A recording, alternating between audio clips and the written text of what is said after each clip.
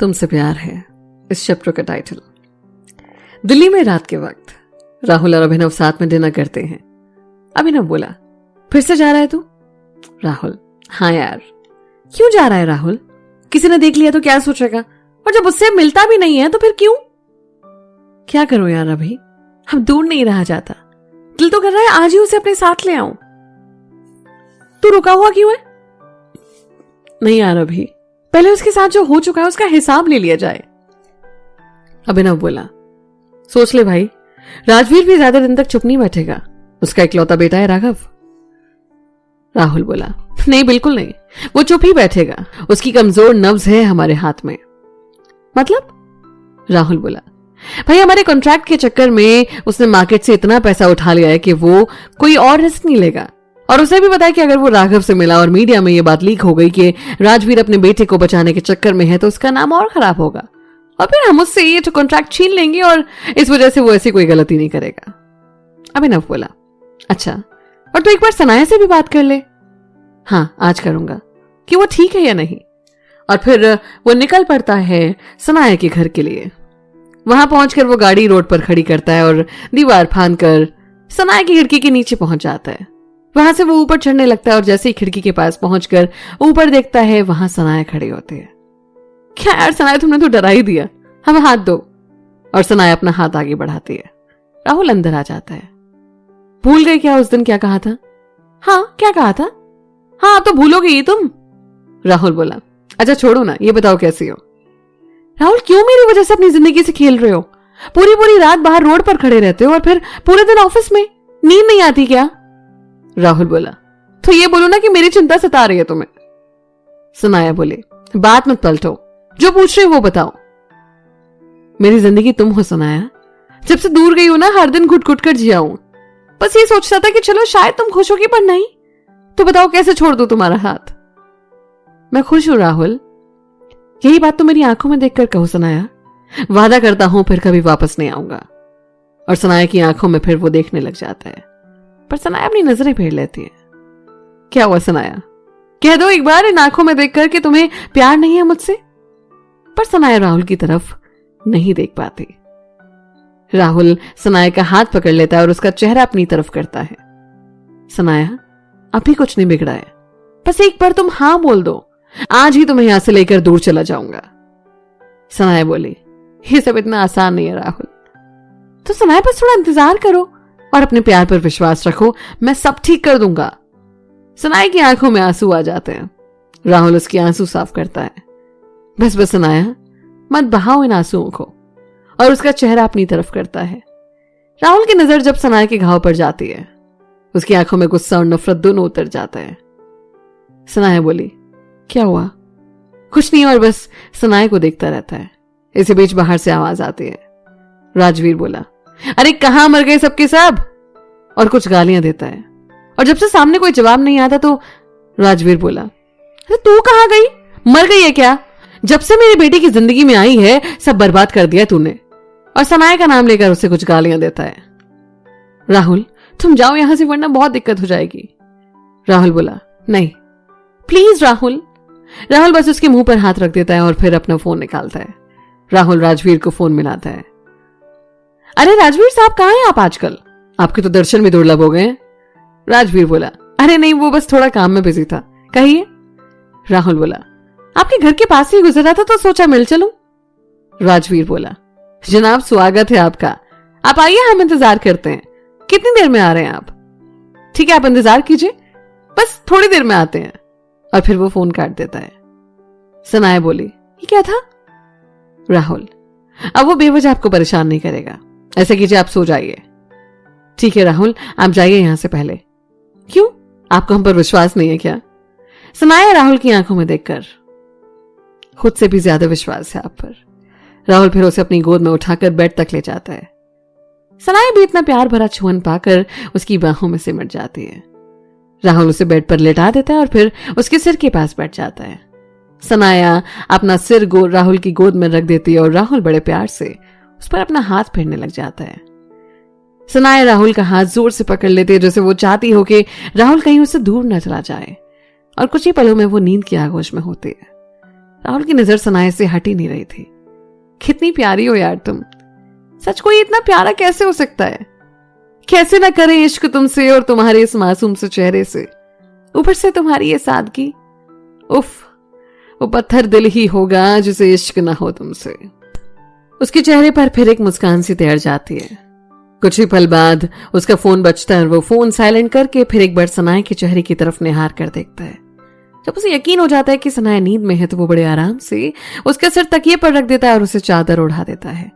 इसके बाद वो उसके माथे पर एक किस करता है। राहुल, बस अपना ध्यान रखना सनाया, और ये याद रखना कि बहुत जल्दी ही तुम्हें लेने आऊंगा। और फिर लाइट बंद करके शांत कदमों से खिड़की से नीचे उतर जाता है और कुछ ही पलों में वो अपनी गाड़ी में बैठा होता है कि फिर एक बार उसका फोन बजता है। हाँ कहिए, राजवीर बोला। कहाँ रह गए आप? अब बस पहुंच गया। और गाड़ी स्टार्ट करके वो कुछ ही पलों में राजवीर के सामने होता है। आइए पधारिए। और फिर 2 ग्लास में शराब डालता है। चीयर्स। राहुल ग्लास उठाकर चीयर्स करता है। राजवीर बोला, किस लॉयर से बात हुई? जी बिल्कुल, अगली तारीख पर उसे जमानत मिल जाएगी। राजवीर, पक्का ना? जी बिल्कुल, आप चिंता मत करिए, राहुल बोला। और इसी बीच वो एक पैग और बनाता है। राजवीर जो पहले से ही काफी शराब पी चुका था और अब उस पर नशा हावी होने लगता है। राजवीर बोला, पता है राघव मेरा इकलौता बेटा है, बहुत प्यार करता हूं उससे। राहुल बस सिर हिलाकर उसकी बात सुनने लगता है। सब मेरी गलती है, जाने कौन से पल में अपने फायदे के लिए मैंने उसकी शादी उस लड़की से करवाई। राहुल बोला, अच्छा मतलब उसकी शादी जबरदस्ती हुई है? हाँ, सब मेरी गलती है, मेरे लालच में उसने ऐसा किया है, पर उस सतनाम ने सब बर्बाद कर दिया। राहुल बोला, कौन सतनाम? राजवीर, इस लड़की का बाप। पता नहीं किसी से प्यार व्यार करती थी और उसके आशिक ने सतनाम और उसके बेटे को जेल में बंद करवा दिया। राहुल बोला, आप मिले क्या उससे? और जब आपको यह बात पता थी तो आपने उसकी शादी क्यों करवाई? राजवीर बोला, क्योंकि इससे हम दोनों को फायदा होने वाला था। सतनाम को मैं ढेर सारे पैसे देता था और उसके इलेक्शन जीतने के बाद वो मेरे बेटे को मंत्री बनाने का पद देता। राहुल बोला, जब आप इतने सारे पैसे उसे देते तो वो तो वैसे भी दे देता, उसके लिए उसकी शादी क्यों करवाई? राजवीर, सपोला है वो सतनाम, जो अपनी मां का नहीं हुआ वो हमारा क्या होगा? और फिर अगर उसकी बेटी हमारे घर आती तो इसी बहाने एक बार ये तो रहता कि हम उसे उसके ही खिलाफ इस्तेमाल कर सकते हैं। राहुल बोला, पर कभी सोचा इस वजह से कितने की जिंदगी बर्बाद किया आपने? और इन सब में उस लड़की, क्या नाम है उसका? हाँ, सनाया, उसकी क्या गलती थी? बेचारी वो तो बेवजह ही फंसी हुई है ना इन सब में।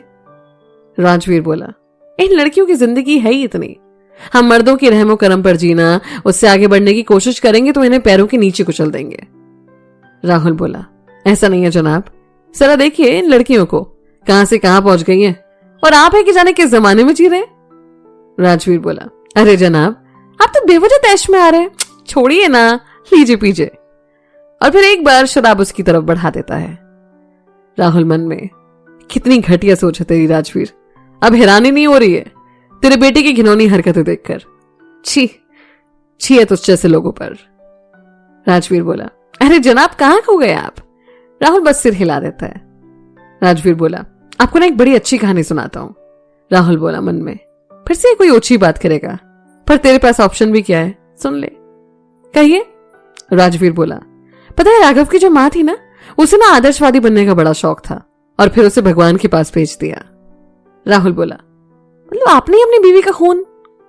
अरे जनाब, जब ये लड़कियां पंख फड़फड़ाने लगे ना तो उनके पंख उतर देने चाहिए ताकि ये उड़ ही ना पाए। राहुल, और आप बच भी गए, मतलब पुलिस? राजवीर हंसने लगता है और बोला, पुलिस? कैसी बातें कर रहे हैं, वो हमारे लिए ही बने हैं और हमारी वजह से उनका रोटी पानी चलता है। पुलिस से कहकर बनवा दिया केस की, आत्महत्या कर लिया उसने। राहुल को सुनकर ज्यादा हैरानी नहीं होती क्योंकि पिछले कुछ वक्त में वो इनके घिनौने चेहरे से वाकिफ हो चुका था।